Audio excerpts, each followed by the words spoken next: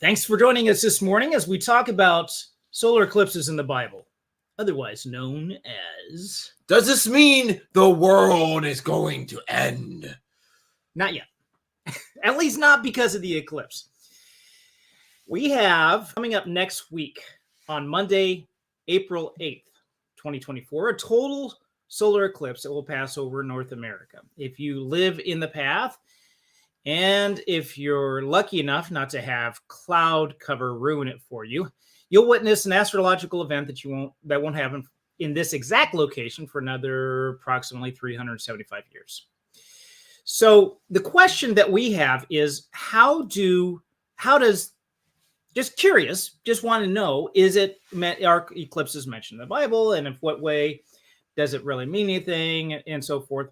We know today, in our modern understanding of astronomy, that all that's happening is the satellite of the Earth, the major satellite of the Earth, the moon, the natural satellite, is passing in front of the sun in certain locations on the Earth. And we get a really cool event that happens. And if you're area of totality, it darkens as well as it gets cold. I was under one of these watching an eclipse several years ago. And we weren't in full totality, but we were able to see the edge of it, and it got dark. And one thing that I wouldn't have realized at the time too, but it got cool. Of course, the sun's radiant heat is giving all this heat and everything, but you wouldn't think that just that momentary, that short time that the sun is covered by the moon like that, there's enough of a temperature change. But that was the case. And of course, you have the opportunity of being able to study the corona and everything during that time. NASA next week, I think on Sunday, is shooting off 3 satellites and they're not trying to shoot the moon, guys. I think the purpose is to explore atmospheric temperature changes at high altitudes during an eclipse. So they're trying to get a picture of what's going on here with that. But it's funny because the name of the rockets that they're shooting off is APEP, I believe, and maybe it's an acronym, but it just happens to be that the Egyptian god that ate the moon is, I believe, similar to that. So hey, there you go, there you have it. Which asks the question: if we're going to look at the Bible to see where solar eclipses are mentioned, I guess the first thing you would do is take a look to say, where does the word eclipse appear in the Bible? And the answer is not at all. Not at all. There are 2, well, we'll get to that in a minute, but you would think that sometime during the approximate 1400 year period that the Bible covered, that you would have some eclipse mentioned, either lunar or solar eclipse. But if you estimate the number of times that you would have an eclipse mentioned over a 14-year period, it would be about, and I could have these calculations wrong, but 3.73 times a total, not just partial, but a total solar eclipse would have happened over a particular region of the Near East, like over Jerusalem, for example. And lunar eclipses, you might have 560 up here. But the English word eclipse is only found in 2 places in the Bible, and it's in obscure English translations. So remember that the Bible is a translation from 2, and there's partial third language that's in there, three other languages that it's being translated from: Hebrew and a little bit of Aramaic in the Old Testament. And you have what language in the New Testament? Greek in the New Testament. So you have those languages that's being translated from. And we easily have an understanding of what's going on astrologically with the motion of the moon and everything. And it's really cool that the moon just happens to be about the same size as the sun. So we get this. If you're on another planet, you're not going to see it like this. It's not going to work. But here you have these other languages, and the question is there a word for an eclipse in the other language? You would think so, if it happens every once in a while, but we only see it in two places in the Bible. So let's take a quick look at what those two places would be. You've got Job 3:1-5. And it says, after this, Job began to speak and cursed the day he was born. He said, may the day I was born perish. Job had a hard life. And He wasn't going through a very good place. no, he was rather depressed. This is one of those moments. So during one of his bad days, he said, may the day I was born perish, and the night when they said, a boy is conceived. If only that day had turned to darkness. May God above not care about it, or light not shine on it. May darkness and gloom reclaim it, and a cloud settle over it. May an eclipse of the sun terrify it. Now, this is out of the Holman Christian Standard Bible. This is the only English translation that I found. There might be some others out there that are more obscure that they might have this in here, but that's the only one that I've seen. And so you have in Job, most other translations use the phrases like a black cloud or blackness of the day instead of eclipse, or translate the Hebrew words kimere yom literally as blackness of the day. So it's not clear whether this is actually that word is actually means eclipse. And that word only appears once in the Bible, which makes it more difficult because we can't see other contexts in which this word is used. It's kind of like really obscure. Okay, it appears to be darkness in the context of this passage, but we don't know if he's actually talking about eclipse or not. So is there another one that we could look at? Well, yes, there is. In Isaiah 60, verse 20, it says, for the sun shall no more set, nor shall the moon be eclipsed. For the Lord shall be thine everlasting light, and the days of thy mourning shall be completed. Okay, well, it says moon be eclipsed. So we're talking about a lunar eclipse here, right? This is from the Breton Septuagint translation, another obscure translation. And most other translations, again, use this phrase like your moon will wane no more, or will not go down, or withdraw itself. So any one of those could be talking about a lunar cycle going into waning, that it's going through its phases. So it could be that, or it could be a lunar eclipse. And if you think about it, a lunar eclipse is sort of like going through the phases, right? So you have with their lunar eclipse, you'll have the blood moon because the atmosphere of the sun and maybe part of the moon obscured. So it almost looks like it's going through kind of a spastic partial phase and not just its regular lunar cycle. Now, remember, these astrological signs, these phases that things would go through would be extremely important to ancient cultures, because they would view them in certain ways. So how would somebody like this interpret a lunar eclipse? Would it cause fear? Would it be a good omen? Would it be a bad omen? And we're going to take a look at some of these ancient cultures here in a bit.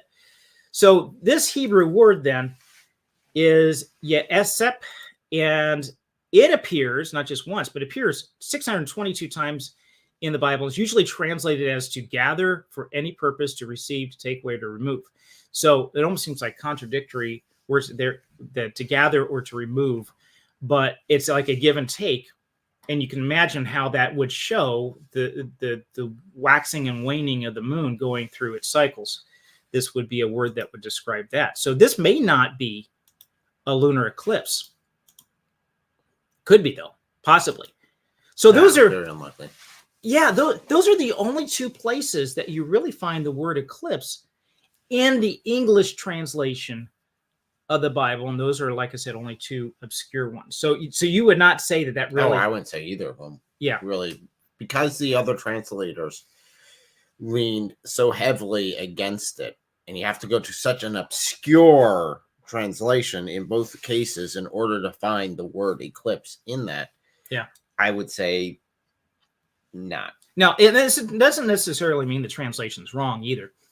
When you translate, you say, "I want a word-for-word translation."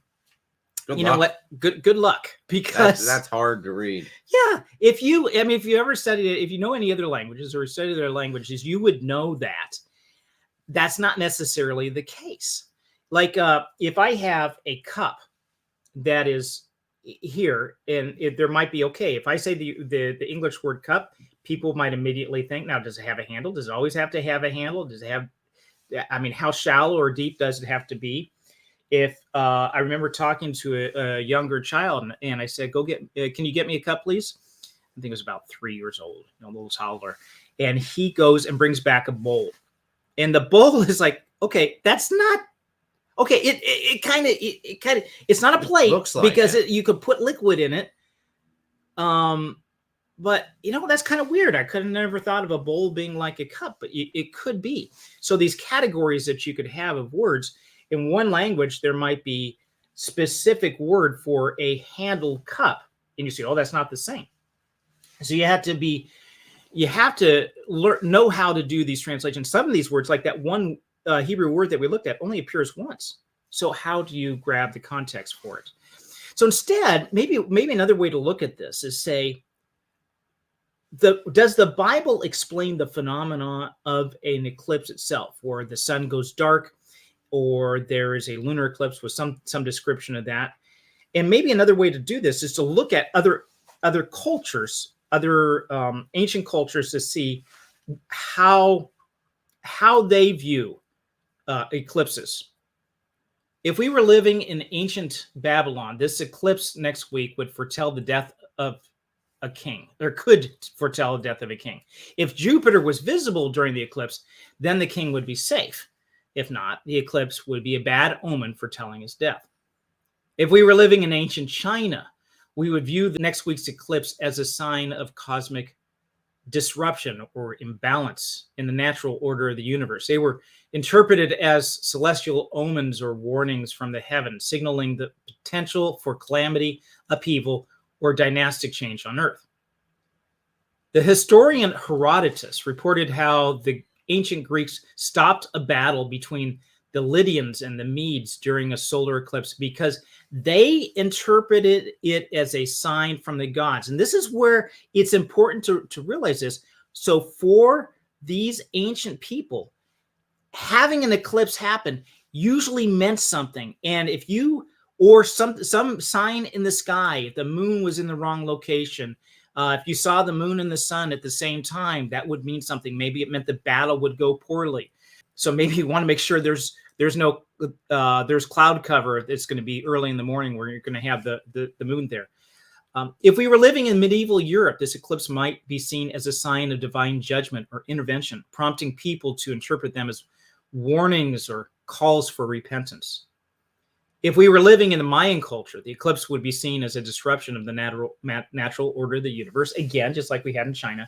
To mitigate any potential negative effects, the Mayans, unlike the Chinese, engage in ritual observances and ceremonies during the eclipse involving prayers, human sacrifices, and other rituals to appease the gods and ensure the continued harmony of the cosmos. The Maya believed that the celestial events, including eclipses, were signs of divine intervention with the earthly realm and manifestations of actions of their gods. Now, on August 21st, the Mayans are heavily influenced the Aztecs. On August 21st, 1517, after Hernan Cortez landed in Mesoamerica, a solar eclipse appeared. This is known as the eclipse of Quetzalcoatl and took place approximately 2 years before the fall of the Aztec Empire, known as Tenochtitlan. So throughout the ages, eclipses have been interpreted as in different ways, often viewed as manifestations of spiritual forces and cosmic events, associating them with omens of change, political shifts, or struggle between good and evil. So having the position of the sun and the moon and other, where are the planets? Where's the zodiac? So how old is your zodiac? I do not know off the top of my head. Very old. It goes all the way back to ancient Babylon. So you have the 12 zodiac, And it was important to the people back then. The ancient Babylonians, just like the Chinese and the Aztecs and Mayans, made astronomical records because this was important to them. Where things lined up, even Stonehenge, where things line up in the sky was important. Now we know, okay, very hot balls of gas, billions of miles, light years away.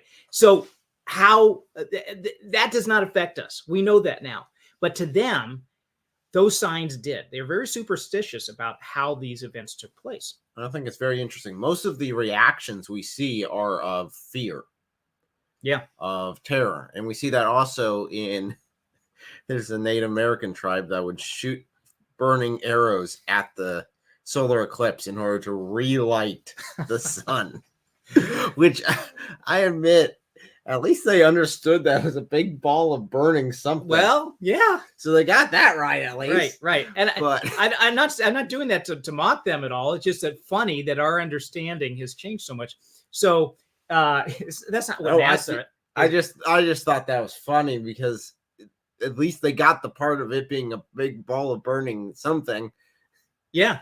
So they got that part right, and it needed to be relit. Yeah, reignited. So from their perspective, somebody turned it off. Okay, think about it. If a campfire goes off, you got to add some more fuel to it. So they're helping it out. And then you have Islam with Muhammad being absolutely terrified of an eclipse. Okay, running out with his clothes still dragging behind him to go pray at the mosque because we have a huge issue in the sky now. That again, him being a pagan and all, coming right from those pagan roots. If you're going to have a total solar eclipse only happen about 375 years in a particular location. Yeah. And if you're not doing a whole lot of traveling, the chances of you seeing 2 total solar eclipses in your lifetime would be pretty rare, right? Right. And so even from generation to generation, maybe some of these stories told and handed down might be talked about, like a large dragon took a bite out of the moon and then spit it out because it didn't like how it tasted or something. So yeah, but the story about Islam, the Hadith, is very interesting because his son just passed away. Oh. His son just died, and that's basically what they were dealing with. And then you had this solar eclipse happen at the same period of time. It's very clear that the sun now in Islam, it's very clear that that's not related. Okay. Muhammad was very clear about that, but he still freaked out about it. I don't know if in ancient times, not understanding how things work with astronomy, I think I probably would have been a little bit shaken too with it. Well, it's in line with the other cultures that we've looked at, saying that they just all freaked out about it in some regard. It's always met with fear and horror. So this is something interesting. It's not something that's outlined so much in the Bible. And when Israel took the land of Canaan and the Canaanites, the Jebusites, and all the other cultures that were there, by the way, that were probably sea people, that they were invaders themselves that had just come in during the Bronze Age collapse, maybe the timing of that. But anyway, when they came in, these other cultures worshipped the sun, moon, and sacrificed their children to different gods. There was a god Moloch, there was a god Asherah, and so forth. And part of their belief system was that they needed to appease the gods by doing these sacrifices and so forth. And the sun and the moon and the stars and the planets were a point of worship for a lot of these people. And God said, don't do that. That's my place. Don't worship these things. They're just things. This is just a shadow coming over the earth. Don't freak out. And so it would make sense that in the Jewish Bible, there wouldn't be such a big deal made out of an astrological event. Simple, cool to watch, very interesting, and I hope we're able to see it next week, but nothing more than that. So while the Bible does not explicitly mention solar or lunar eclipses, it contains passages that emphasize the significance of celestial phenomena as manifestations of God's power and sovereignty. The Old Testament describes God's creation of the heavens and the earth, highlighting the purpose of celestial bodies to mark sacred seasons. Now, they did talk about the sun and the moon, not in terms of worship, but in terms of trying to get the timing down for certain things, because they wouldn't have had exact calendars like we do, or ways to measure this. So what does the Bible say in terms of the sun and the moon and so forth? Well, we'll take a look at Genesis chapter 1. First thing where it talks about it. And God made two great lights, the greater light to rule the day and the lesser light to rule the night, and the stars. So it's showing that he is the one who is in control over these things. God is the one who has created them, not that they rule over him. And that was another thing that happened with ancient cultures, is to believe that I can make the gods do something by some kind of ritual or sacrifice. If I perform this, the Aztecs believed that if they did not have enough human sacrifices, the sun would not rise the next day. They had to make sure that was coming. It's a huge part of their culture. And God's saying, no, these are just things that I created, and I put them there for a purpose. They have, not the other way around. Don't worship the thing. Worship the creator of the thing. That's kind of the idea, right? Yep. So we're going to look at possible eclipses described in the Bible, looking at just the phenomena themselves. First one we're going to look at is in Joshua. And as we go through this, we're going to read the text and say, I'm going to ask you guys what you think about this. Was this a proper? We're going to look at the chat section then for this, and you guys chime in. We'll read this, and you tell us if this looks like it was an eclipse or not. So the context for this is Joshua. They're fighting the Amorites. Joshua is asking that the Lord stop the sun and the moon so the battle can be finished. At that time, Joshua spoke to the Lord in the day when the Lord gave the Amorites over to the sons of Israel, and he said in the sight of all Israel. So Joshua is their leader, their commander, and their general. He stands up in front of everybody, and he says, sun, stand still at Gibeon, and moon, the valley of Ajalon, I believe is how you pronounce it. And the sun stood still, and the moon stopped until the nation took vengeance on their enemies. So, is this a solar eclipse or lunar eclipse? Doesn't sound like it. Why does this not sound like that? It's not talking about it being eclipsed or darkened. Right. Just talking about it standing still. Now, wait a minute. If the sun were to stand still, what? I mean, actually, physically, we're not having some like refraction where the sun is just like, it hits clouds or something and just away, and then it's spreading out and it looks like it's obscured so you can't see it, but the light's still there and it looks like it stopped. He's saying the sun standing still and the moon. Well, first of all, how you know the moon standing still? That should be a clue right there. So how could this be? Well, you also touched on it earlier. I know IP did some work on this and has a good video on this, but this is actually an idiom that he's using here, where it's not literally standing still.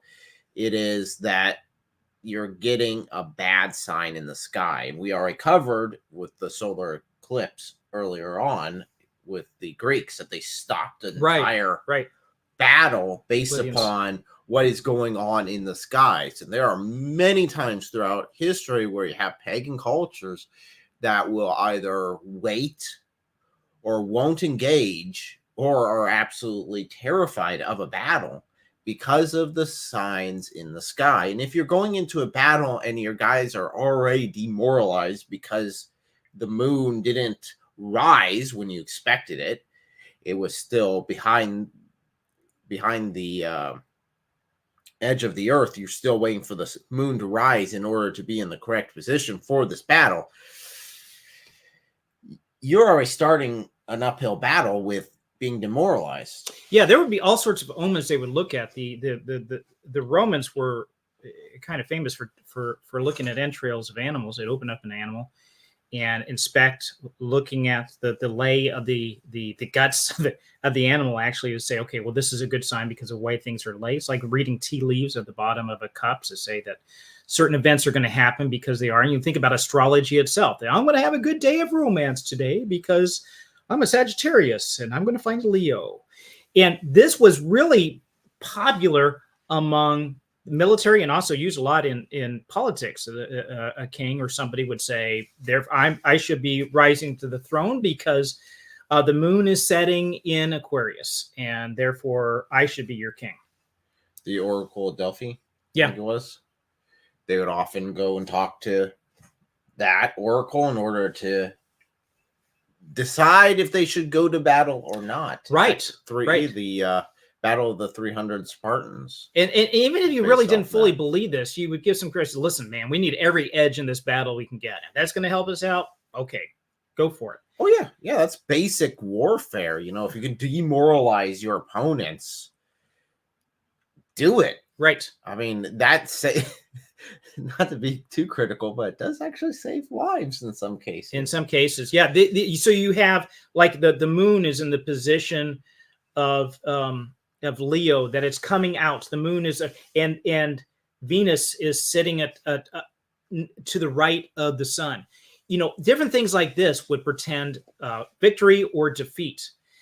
And so when Joshua comes out and says this in the sight of everybody, it appears that it could very well be that this is he is playing off the omens. Now, the omens are not, Israel's not supposed to pay attention to this. They have a prohibition to say, no omens. Not going to happen. Okay. This stuff doesn't work. But for the Midianites, or the Amorites in this case, I'm sorry, they were superstitious, and this could fall right into their hands. And you could see later on in this chapter where fear was a big part of it. So they were demoralized after this had happened. So sun and moon start in the sky at the same time. When you'd have that happen, right? Mm-hmm. On certain occasions, you'll see both, right? And certain times of the month and so forth. Both will be there. Well, if they're obscured by clouds, or if you don't see the motions, you can't tell where things are. You don't know if you're going to be guaranteed victory or not. So this is not so much something that we've come up with. This is something more that pretty much got this from, like you mentioned. From IP, Michael Jones. He has a video on this, and I will put, I don't have it right now, but later on I will put the link for his video in the description of this video. This is also interesting because this goes in line with another one that is commonly pointed to by a lot of Muslims, saying, oh, look how bad the Bible is. You know, you have people God wiping out entire civilizations in the Bible. And it's like, no, that's not actually what's going on there. A lot of times it's just phrases that are used that are exaggerated, because again, just if you actually read what is there, you find out that they immediately come back right afterwards. You have one of the cases where they bring the king in, and the defeated king's there, and the conquering king declares, I have wiped them all out in the Bible. That everyone just wiped out. Well, then he goes to kill the king, and he's like, okay, well, I'm going to make your mother like those mothers that you have done, childless. And it's like, okay, hold on. That means the mom's still alive. Didn't he just say he wiped them all out? He just said he wiped them all out, but here he's saying that at least the mother's still alive. So there's at least one still out there. And later on, you see that this entire group comes back again. Right. So, no, what's most likely happening in those cases is they're just making large proclamations, just like we would say, at least nowadays, we would say, this basketball team wiped out this other basketball team. Right. And if you're looking at it from a historical standpoint, 1,000 years in the future and don't have the context around it, you're like, wow, these Americans are horrible. They sacrifice their football teams are wiping each other out all the time. Oh, that's so terrible. Then you look at the roster next week and be like, wait, hold on here. They're still there. They're in the This is playoffs the same next year. exact name. Right. They're still back. Yes. What's going on here? It's Are terrible. these guys idiots? So- Don't they know how wiping out works? Understanding the culture of the Bible for biblical interpretation is extremely important. I would say even more so than understanding the Greek or Hebrew, the original languages there, and that is a part of it too. But yeah, because there's different idioms, certain customs. We're going to have to look at these very hard if we're going to understand what is really said, like what happens here in Joshua. Now, this comes out of, and this is critical to recognize in just a second, that the people who are writing this down are people. It's from their perspective. Right. So they're using terms that they would commonly use during that time frame, or formats that they would commonly use Right. during that time frame. Compared to like the Quran, which is supposedly the direct literal words of God himself writing this down. Okay. So that's the difference between those two, and why we can see, when the Bible says, it stopped in the sky, and be like, what did that actually mean, compared to the Quran saying the moon literally split in two. Yeah, it does. It does say that. So let's. I'm going to take a quick look at the chat. I apologize, guys. The live chat. I have not been checking on this. We've been on a roll for this, but I'm going to see if I can catch up now. And Christian Apologetic Library said, "I can now drink my coffee in a bowl." Yes, sir. If that is the word that you're going to use for it, you might as well. It's a bowl. And then we have Thomas Hall said, Michael Heiser hypothesized that the Star of Bethlehem was shown in Revelation with the Virgin with 12 stars, the dragon, etc., constellations. You can put up models and come up with September 11th, 3 BC as possibly the birth of Christ. Don't know. Interesting. And then he says next as Christ's birth. And we got I'm just going to put this up here. Greeting from Francis Bull. Brother in Christ, 2 Americans chatting about an eclipse. Meanwhile, in England, I'm deciding which tea to have. Oh, God bless you, sir. God bless you. Both of your families. Amen. Okay. The most important of questions. That's right. Which tea to have? Thomas, you mean you only have 2 days left according to the American eclipse? Yeah, you know what? We want to share this eclipse with the world too. And okay, I just have to put these in here. These guys are going back and forth. Okay. So having dark tea for the eclipse. That's right. Thomas Hall, I've always assumed that Joshua needed more daylight in order to finish the battle.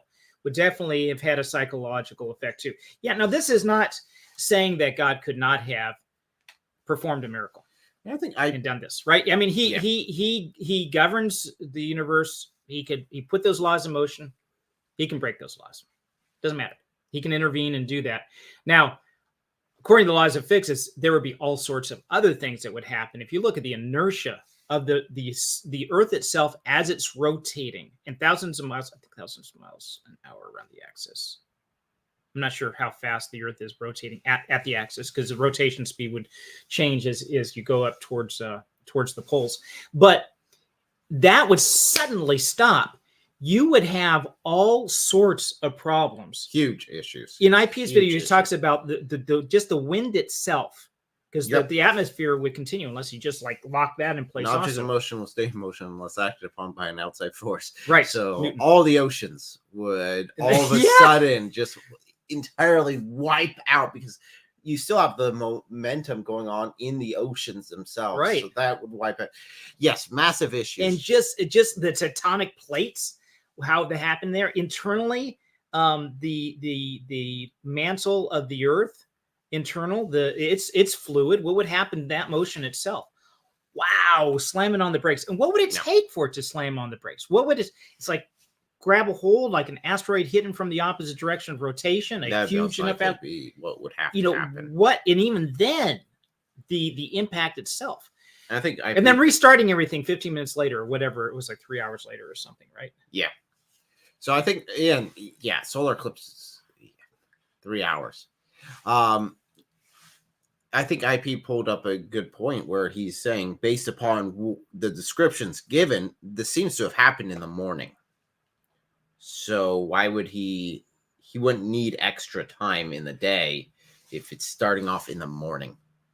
So you have no clue how a battle will go. Yeah, that's an interesting point too. So if he's doing this in the morning, and if he's asking for a little extra time that soon in the battle, he's not knowing how things are going to go.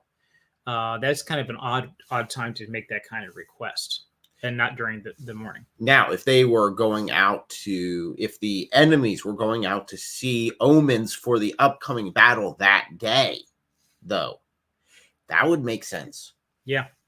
Because if they're going out there to see that the omens, and at the same time he's making this prayer, they go out there, see it, and it's bad omens for the battle that is just about ready to start. Yeah. You would check your omens before the battle. I mean, you might be checking the sky to see any kind of changes going on during the battle. But there's going to be so much chaos, fog of war, things are happening during the battle. You'd have to check it ahead of time. And Joshua comes up, says, stay. And maybe it's even within earshot of the enemy. They can hear him saying this, because if he's going to a high place and making this proclamation, they might be privy to it. And if it happens as he says, maybe the moon's being covered by a cloud, maybe something else is going on here, that would add an extra dose of fear to the enemy, I think, to an extra hit to their morality. Francis said, according to my pea brain, the sun sometimes like to wear a burqa, so it just places the moon in front of it. Or can it be a niqab? You want to comment on that? Well, after all, according to Islam, the sun and moon are good.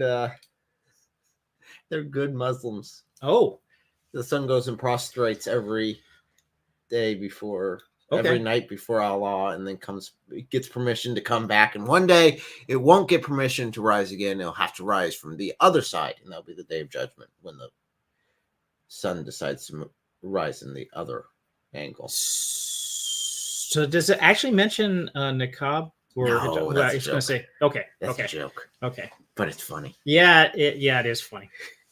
So let's look at other places where there's a possible eclipse described in the Bible. And you guys tell me, is this one or not? This is in Judges. During that night, the Lord, so this is a battle. This is a time where, let me just put the context a little bit here for this before we dive into it too much. This is where a time in the period of Israel's life where there are individual 12 tribes scattered throughout the land, and they don't have one king. There's not a federal government. They're not federalized. They're individual, and they've got these hostile neighbors around them and coming back and forth. And there are times in their cycle there where they kind of disobey God. They walk away from him. And God says, look, I'm going to take my hand of protection off you guys. You guys need to straighten up. The enemy would come in, whether it's the Amorites or whoever, would come in, attack them, subjugate them. Israel would come back and say, Lord, we're sorry. My bad. Please, we'll come back to you. We need help. He would send help, usually in the form of a judge, somebody who was not necessarily sitting behind a bench with a gavel, but someone who would come as a deliverer. Think of modern day hero. I don't know, something like Captain America coming in, saving them. They would be delivered. They say, yay, God is great. And then forget about God. And you start the whole cycle again, over and over again. So this is one of those places. And Gideon is one of these judges that comes in. And the people that have them subjugated at this time are a group called the Midianites.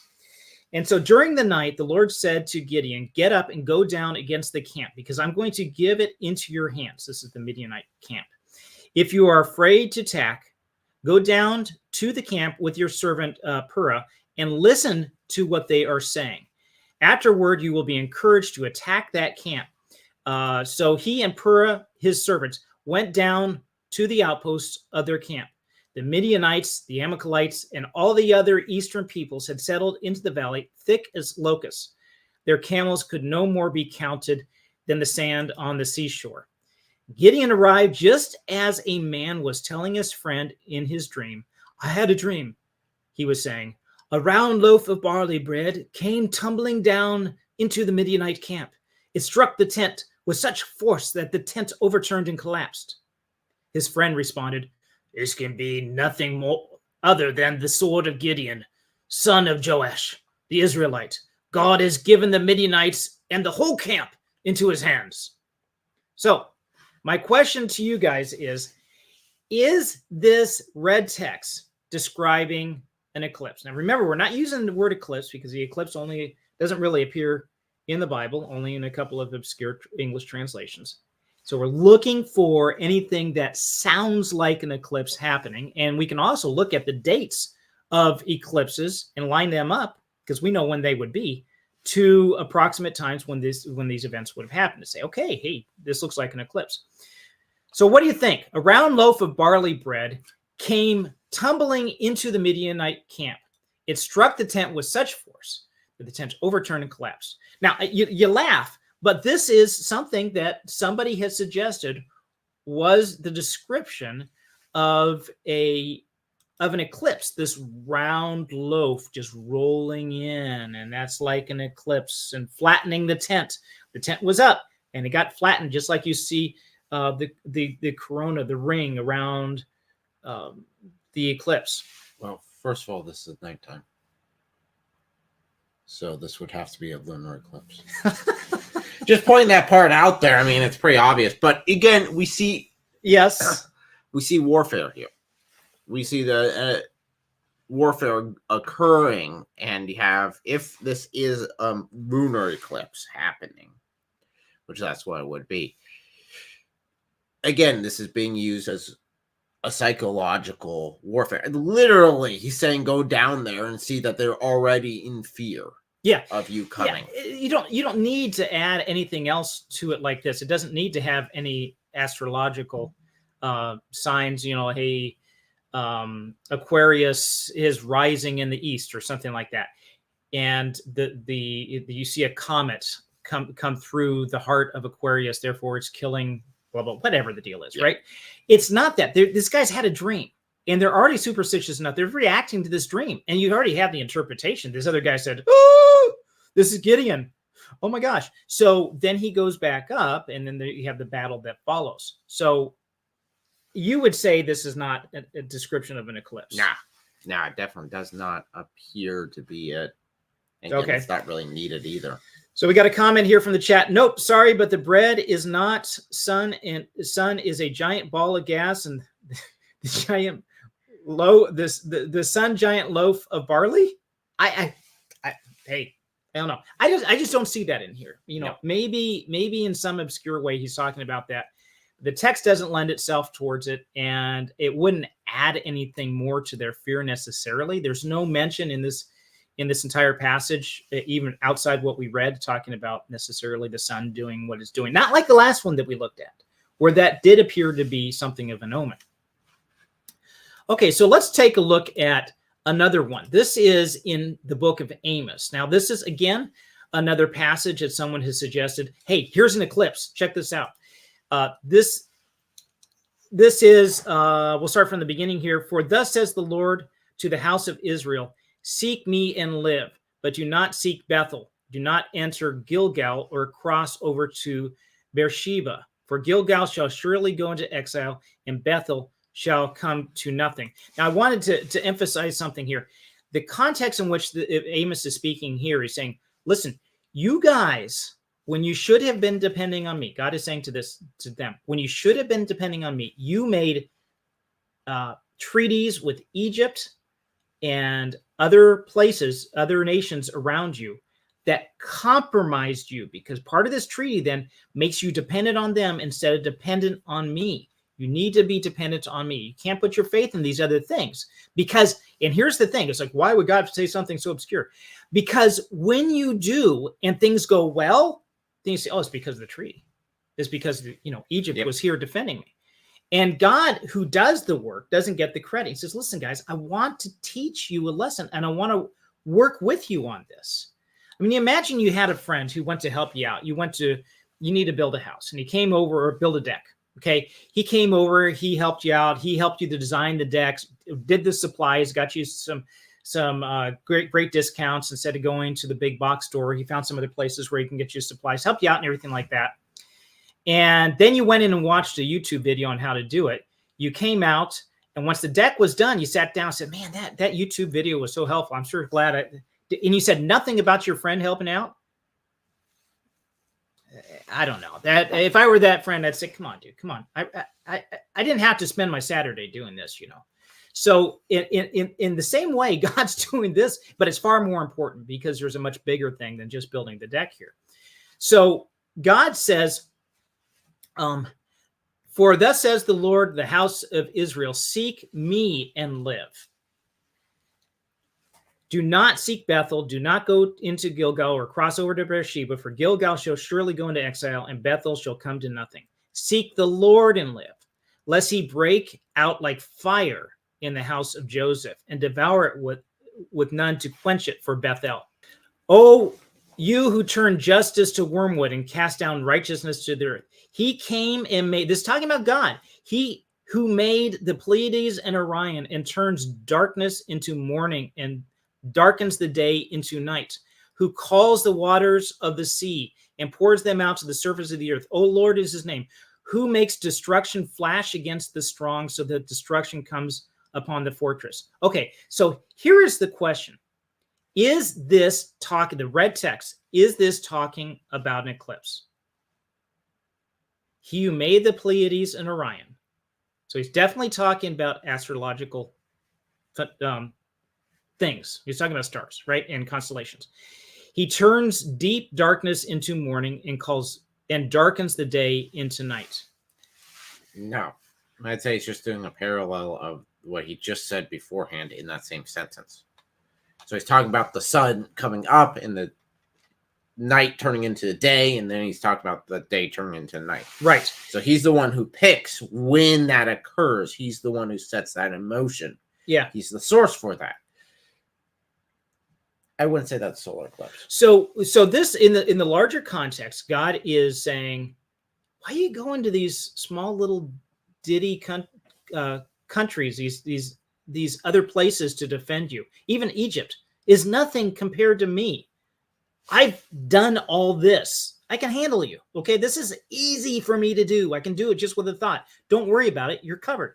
So he's talking about Orion, the stars, and turns deep darkness into the morning and darkens the day into night. Because he's talking about darkness into morning and darkens the day into night, it sounds like the regular day-night sequence. Day-night cycle. Yeah. Right? Cycle. Now, could he also be talking about an eclipse? Would that also make sense here? In terms of him supporting his argument? Definitely. I mean, he could say, listen, I've done all these things, including this weird eclipse thing that you see every 375 years. I can handle that. I'd say I do all that. A bit out of context, though. Because yeah. Context would be that these are things that regularly happen. Well, because of the previous verse, turning deep darkness into morning and darkens the day into night, it sounds like you flip those two. He's not necessarily talking about. Another thing, too, here is I'm sure that they would know that eclipses are possible, but unless it's happened within the last 40 years, 70 years, 80 years or so, nobody alive listening to this would have seen one. Right. It makes more sense. You're going to talk about something that people recognize that are done. So I would say this is probably not an eclipse. Nope. Okay. And there's a couple other places in Amos where he does talk about something similar to that too. I just chose one. I'm not choosing all of them. I'm just choosing some of the highlights. And then we can look at Joel. Joel has one. And it says, and that shall come to pass that I will pour out my spirit on all flesh. Your sons and daughters will prophesy. Your old men shall dream dreams, and your young men shall see visions. Even on the male and female servants, on those days I will pour out my spirit. And I will show my wonders in the heavens and on the earth, and blood and fire and columns of smoke. The sun shall be turned to darkness and the moon to blood before the great and awesome day of the Lord comes. The sun shall be turned to darkness and the moon to blood. At least this one sounds like it. You think this sounds more like it? It sounds more like it compared to the last couple. Yeah, because, okay, so this does not sound like a regular day-night cycle. Yeah, that's not something typical. Right, and we're not talking about the moon stopping or anything. We're talking about the sun shall be turned to darkness and the moon to blood. But the problem is you're seeing both the moon and the sun at the same time. Does it necessarily say they'll be simultaneous? That's true. It doesn't. It says before the, so these things will happen before the great and awesome day of the Lord comes. So you just happen to have a blood moon and a solar eclipse. That's how it sounds. Yeah. It seems, well, I mean, it's not typical that you have a solar eclipse. So a blood moon following a solar eclipse, well, you'd still have to wait a while for the moon to get in the right position to have a blood moon after a solar eclipse. Right. But you could, in theory, have that happen, but man, those don't seem to be very fast signs. They come right after another.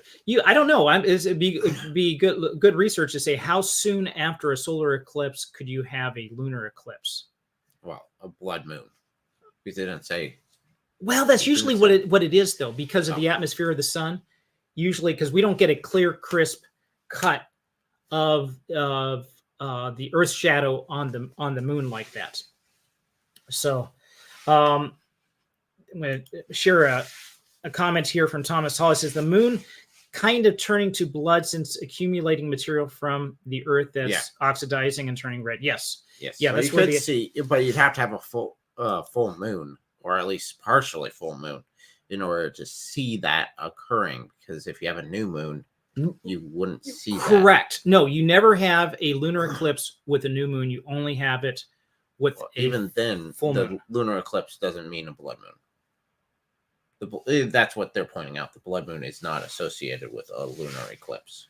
The blood moon is one above. Okay, you're talking about Thomas Halson. Yeah. Because it's the based moon kind upon of turning blood since atmosphere. accumulation of material from the Earth. It's Earth's atmosphere making it red. Because we have had multiple blood moons without solar eclipse. I see what you're saying. But a solar eclipse is often referred to as a blood moon because of the partial covering of the moon by the atmosphere. If you see a lunar, I'm sorry, huh? You're talking about lunar eclipse. Did I say solar? Yes. I'm sorry, I meant lunar. Yes, all confusing now. And Francis said, "Moon turning to blood. Can it be representation of the moon that looks so red, but the sun turning darkness is tickling my brain?" I would think that would be, okay, so either the sun is obscured by cloud cover or something else, or it is... Now, you could have both of these occur, actually, pretty easily. The same time? Same time. How's that? If you have an asteroid impact, actually. Because you have a lot of dust kicked up, which would turn the blood moon, and you could have it cover up the sun to the point where it could be darkened. Nope. Because you're looking through the same amount of atmosphere to see both the sun and the moon. If you're so obscured that you're not going to see the sun, you're not going to be able to see the moon. Period. Yeah, I've thought about that before. Location too. But so no. I would say definitely not. Because the location is always the same, be from the same place. It's not like, okay, I'm here in Toledo, Spain, and I'm going to look up and I see a blood moon because it has only partial effect. But you're in somewhere in Egypt, and you're going to see, because wouldn't that be the same for a solar eclipse, though? What do you mean? The solar eclipse isn't like an entire planet-wide. No. This is from a particular location. When he says this, so I would think that would be somewhere in Israel, from Israel's point of view, that you would see these phenomena. Okay. So, wow, nerds. What? We're thinking this through. That's right. Bouncing this back and forth. You can do that. All right. So we have another one in Matthew. This is a bit of a deep study here, guys. This is why it took some extra time. We postponed this event or this live stream because I wanted to make sure that we had, there's so much material here that go through. It's like I'm finding more material as I'm doing this. I want to make sure that we cover this well. So in Matthew, it says immediately after the tribulation, this is Jesus talking about the end times. This is the end of the world coming, because the disciples talk to Jesus, and he says, see one stone he's talking about the temple, and it took like 40 something years to build Herod's temple, a huge workforce that was involved with this beautiful building structure, not just the temple itself, but this entire complex that's there. And they say, isn't this great, Jesus? And Jesus looks at it, I tell you the truth, not one stone will stand on another. And then they talk to him later, say, man, what's this going to happen? This sounds like it's pretty bad. And then he goes through chapter 24 of Matthew, an entire section talking about the end of the age. And so that's where this is coming out of. He says, immediately after the tribulation of those days, the sun will be darkened and the moon will not give its light. And the stars will fall from the heavens, and the powers of the heavens will be shaken. And then will appear in the heaven the sign of the Son of Man, and the tribes of the earth will mourn, for they will see the Son of Man coming in the clouds of heaven, the great and with power and great glory. So this phrase here, the sun will be darkened and the moon will not give its light. Now, this is reminiscent of what we just saw in Joel. Not the exact same description, but it talking about before the great and terrible day of the Lord. And it seems like Jesus is referencing this too. So sun be darkened and the moon will not give its light. Are we looking here at a solar eclipse? During a solar eclipse, the moon is pretty, because of the relative brightness of the sun, you do not necessarily see the moon. This is darkened out, maybe with the right kind of lensing and everything. And if it's a total eclipse, I don't know. Hopefully we'll be able to see next week. Can you actually see the moon itself during the eclipse? But because the sun is behind it and the moon reflects the sun's light, you won't see it. Now, light bounces off the earth, so you do see some light on the moon. But the question here is this talking about a lunar eclipse? Solar eclipse. Thank you. Solar eclipse. Is this talking about a solar eclipse? What would you say? Is this describing? Could. Solar eclipses normally don't have the stars starting to fall out of the heavens, but okay. Again, we're talking about end time prophecy here, so that kind of breaks the whole flow of natural design. Right. And how many total solar eclipses had there been since Jesus gave this speech? Quite a few, depending on your location. Right. Yeah. I don't know. It'd be interesting to look up. I think there is one every 2.5 years somewhere. There is, on average, somewhere around the world, there's a solar eclipse. So divide approximately 2,000 by 2.5. I don't know if you'd come up with maybe 70 or something. We'd have to do the math. Yeah, do math. I don't know. So there'd be 770. I think I'm off by an order of magnitude. So somewhere there is there's been many solar eclipses since this happened. So, but definitely not the stars falling out of the earth or falling out of the sky, and that could be like a meteor shower or something like that occurring too. So I would say this is kind of unknown. It could go either way, right? If we're talking about a solar eclipse here, it could go either way. A comment from Francis Boyle. He says, sorry, I mispronounced the name again. This is apocalypse, not Americalypse. Yeah, well, you're safe where you are, brother. You're fine. So we'll go with that.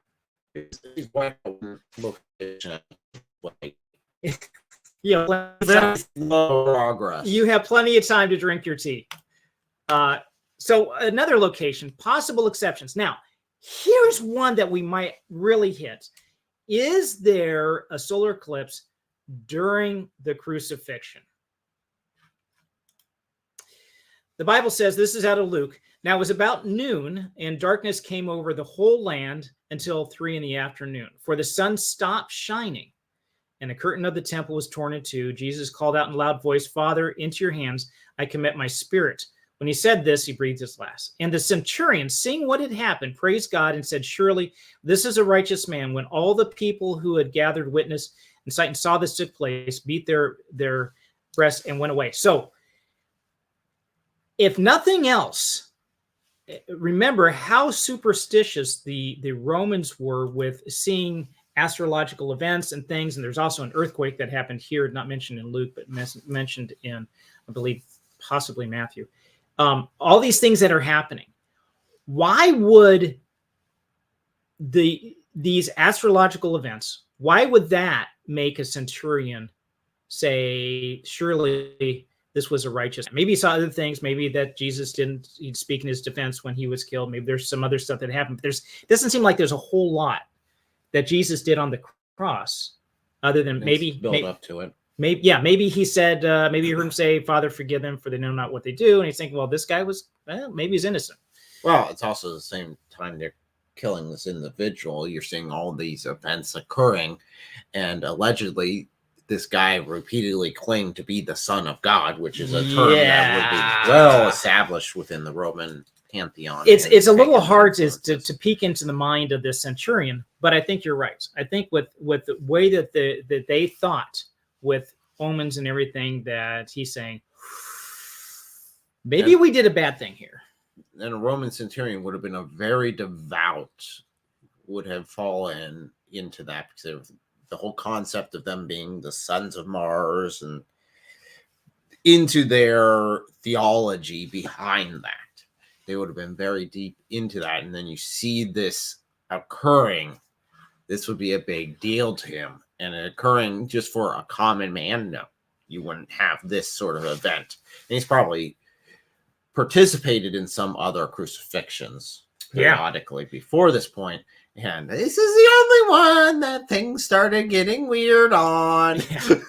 Now, the centurion is not a low-level guy in the Roman.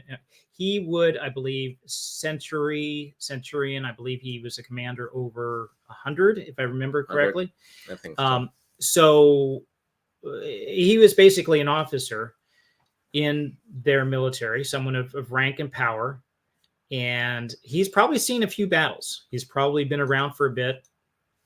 Probably not a whole lot phases him, but this got to him.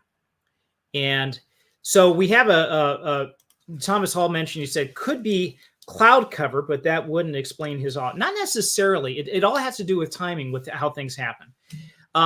So cloud cover itself, maybe not, but there is a possible other explanation for this.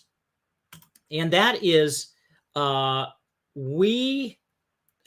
a phenomenon, there's a certain kind of, make sure I get the name of this correctly.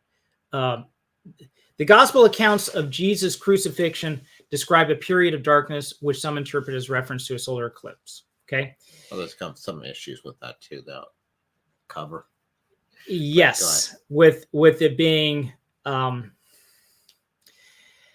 okay. The problem with the solar eclipse is that it could not have taken place during Passover. Now, remember, the night before was the Last Supper, which was a Jewish Passover dinner. It was a Jewish Seder that Jesus was participating with his disciples, and they had this Seder. Now, the Jewish Passover only takes place during a full moon. And when a solar eclipse happens during a new moon, because of where it's located, it's gone around and it's now facing, it's between the earth and the sun, and so it's not reflecting the sun's light at all. So it's a new moon. It's black. If we saw it that moon at night, we wouldn't see it unless you have some reflection from the earth.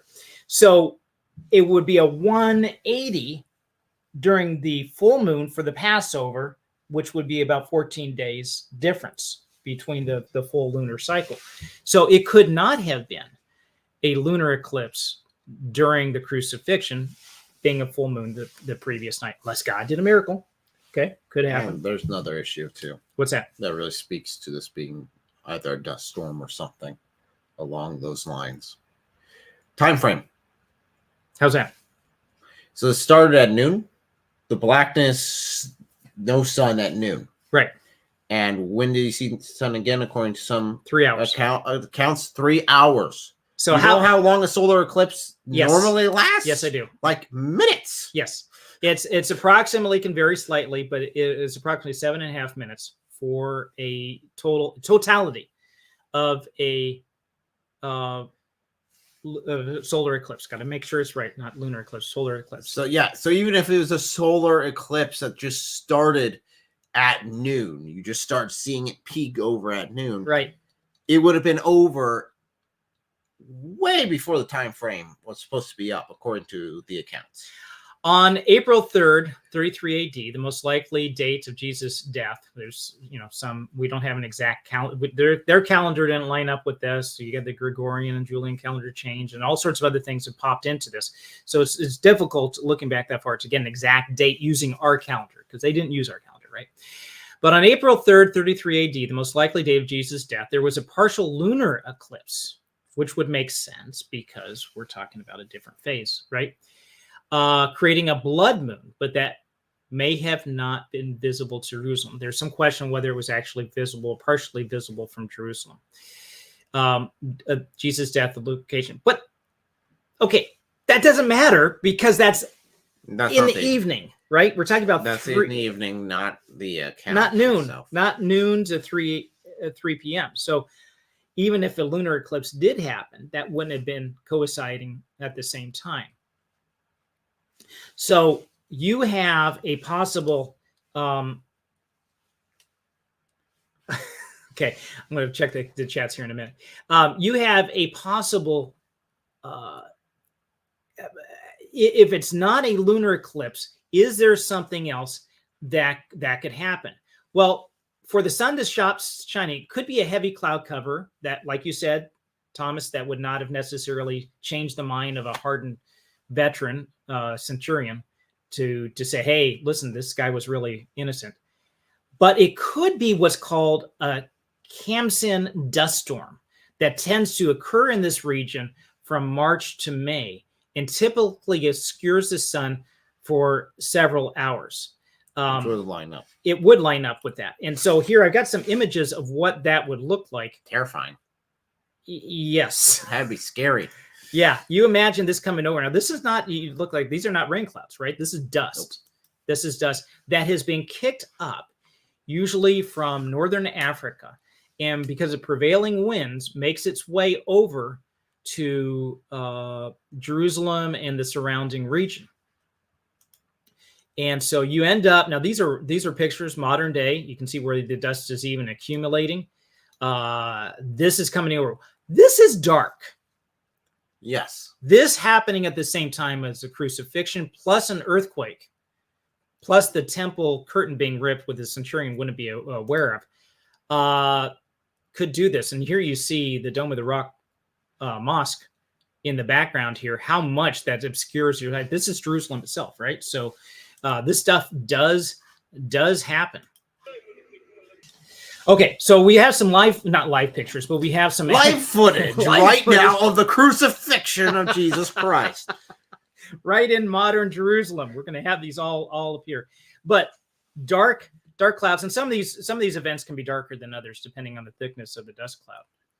But this obscuring, and you had this happening during the day, and that evening when they go to bury him, if there was a blood moon because of a lunar eclipse, this would be pretty ominous. This would probably shake the faith of some to say, wow, this is a pretty important event. So we have all these events occurring, and I'm going to put a chat here. Jin Ziyi, and I'm probably not pronouncing your name correctly. Worldwide shadow, Asian Northern and Asian islands. Not sure if you're talking about an eclipse there. I come from Northern Asia. Okay, so Yeah, I think with this particular eclipse, we're just hitting North America, but you could see this in other locations as well during other times. Imagine doing all your dusting and clean home after these. Yeah. Well, yeah, there's some interesting history in America. We had some serious dust storms like that. And it's interesting seeing some of the history that comes out of that. So, yeah, I was in Saudi Arabia once during a dust storm, and I remember it was kind of eerie. When you have this level of material in the sky too, it sort of deadens the sound. You come in, and the regular echoing or the sounds that you would hear at a distance, you don't hear as well anymore. And it really puts this atmosphere up that like kind of creepy when it comes in. Now, I wasn't being blasted by dust or by sand like I thought I would be. I think in some cases you can be, but in this, it wasn't. It's just dark and orange, this red orange kind of glow everywhere. now when we had the massive dust storms in America, this would be either for a time period, it was continuous that this was happening all the time. There were many effects that were very interesting. You're talking about the 1930s Dust Bowl? Yes, you had one of the things that you wouldn't think of. You'd have electrical buildup. Oh, static. You'd have static electricity, and you'd have.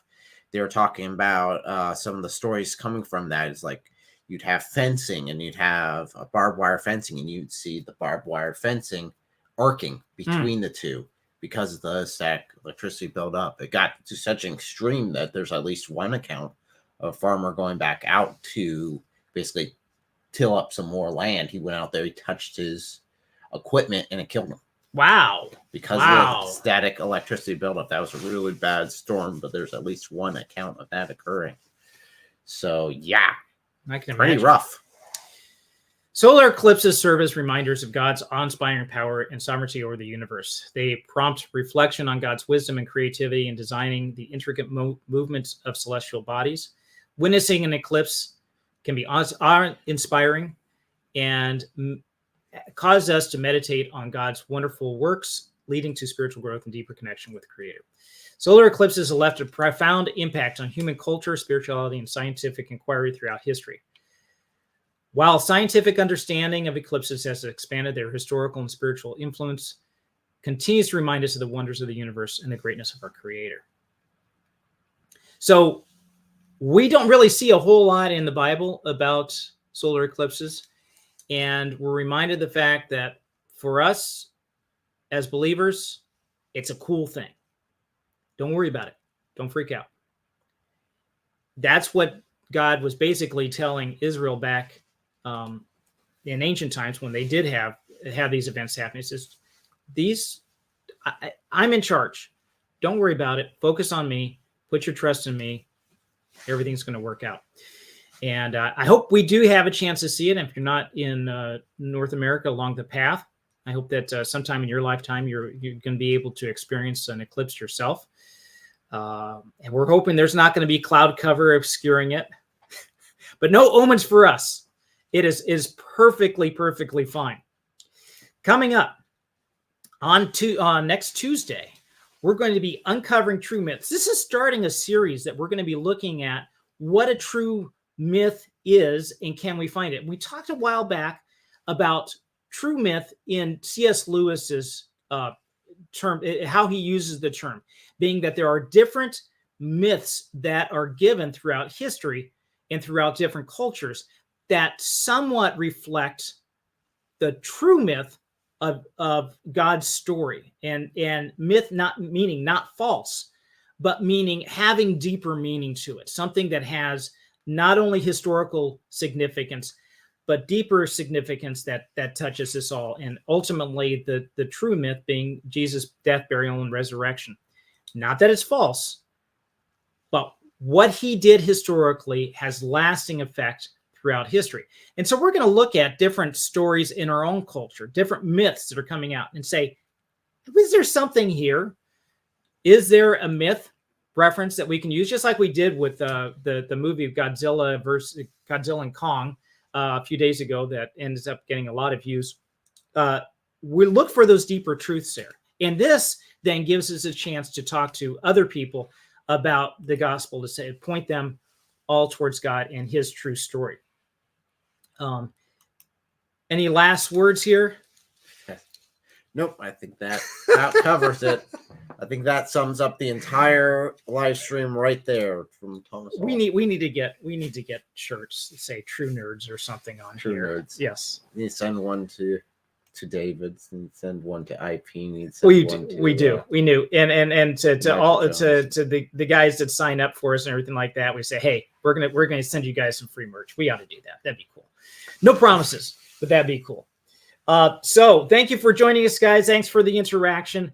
And until then,